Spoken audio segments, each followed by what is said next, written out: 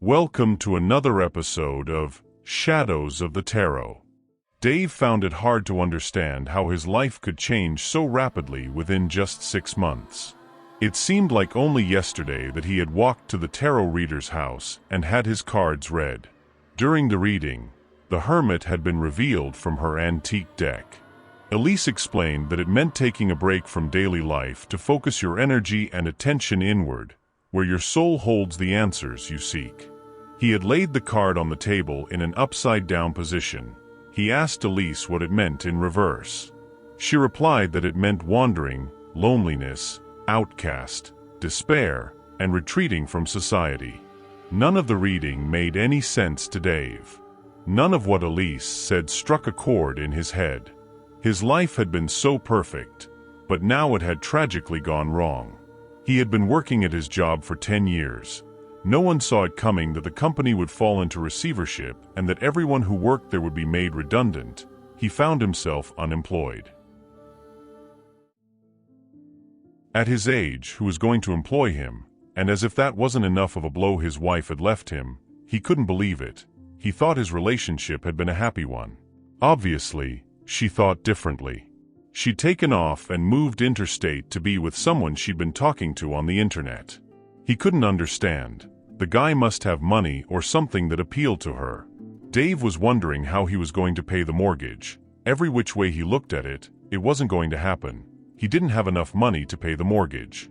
He would need to sell the house. It had been his dream home, but he always dreamt of sharing it with his wife.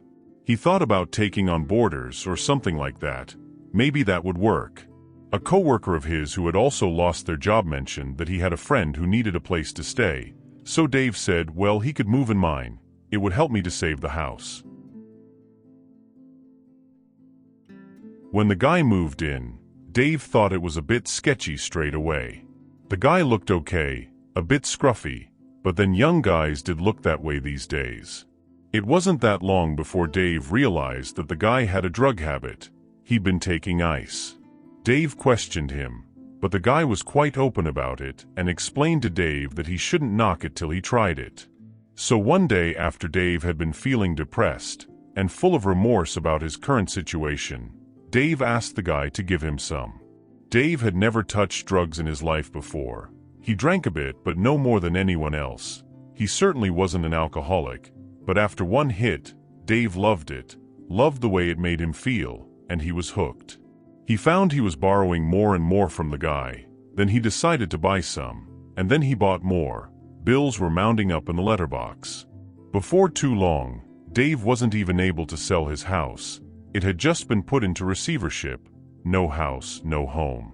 There was no one to take him in either. So, he hit the streets.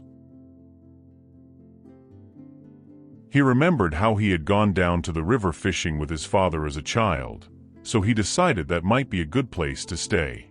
He hitchhiked up to the river. Hitchhiking wasn't the done thing these days, but he was quite surprised how many truckies pulled over, and the rest of the time he just walked. It gave him time to think. Dave pitched his little one-man tent down by the river. That would do him. He noticed a small boat by the river. It didn't look like it belonged to anyone. He knew there had been a flood there 6 months before, and it wasn't unusual to find things along the river, even microwaves and fridges, so he checked the boat over and found it was in good order.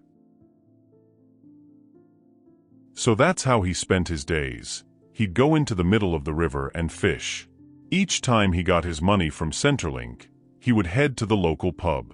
He realized if you spoke to the right sort of people, drugs were relatively easy to find. One day, while out fishing, he hit a snag, and he pulled, and eventually, he pulled up something horrific, a leg. A leg with a missing foot. He was horrified.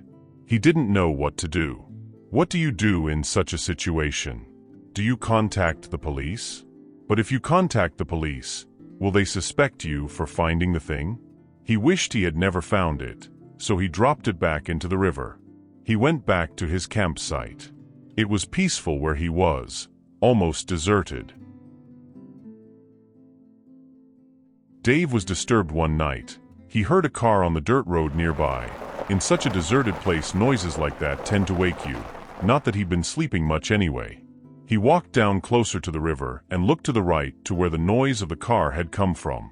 He couldn't see much, but he saw someone who looked like a male get out of the car and drag something down to the river. At first, Dave thought the person might need help. He decided to approach the man and ask if he needed any help. When he was almost at the location, he realized it looked like a body and something more sinister may be going on. Dave quietly hid in the scrub and watched as this person, who Dave had now ascertained was a male, put the body into a boat and rowed out into the water. He stopped rowing at almost the same place where Dave had found the leg. Dave felt violently ill and quickly made his way back to his campsite, vomiting in one of the bushes nearby. The bizarre events consumed Dave's thoughts for days, leaving him unsure of what action to take. Maybe he could call the police anonymously. No. They always seem to find those anonymous callers. Perhaps he had stumbled across some bizarre gang killing, and he wasn't going to get involved with that. He heard what happened to people that dobbied them in. No, if it's gangs or anything like that, he'd best not have anything to do with it, so he decided to let it lie was the best option. On his next payment day, he went to the pub. He always got a pub meal on payday. It was better than the rabbits or fish he caught. As he sat there, a man walked up and sat opposite him, talking about the races on the screen and a bet he had on. They chatted for a little while, and they were getting on well. The man introduced himself as Sam and invited Dave to his place for a drink. Dave thought, well, he had nothing better to do. He would only return to his campsite to sit by himself. So, he decided to go with the man. They went to Sam's, chatted for a bit longer, and had several drinks, till Dave passed out drunk. The following morning Dave woke up, and Sam was nowhere to be found. There was only a note saying, "Help yourself to what you need, I've gone to work." After looking around the house, Dave noticed that Sam's bedside table had a large number of drugs on it. Drugs had been his longtime companion. Dave thought, well, he said help myself, so he took them. Dave was naive. He had no idea it was all planned. Sam had caught a glimpse of Dave when he had been getting rid of that last body.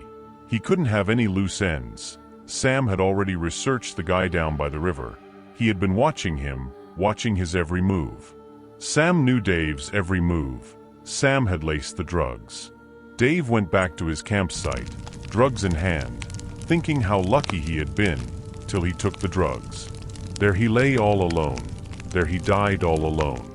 All that was left for Sam to do was go back, pick up the body, and dispose of it with all the others. He wasn't about to take those feet though. Those toenails were terrible. Remember to like, subscribe, and share to others, so you don't miss an episode.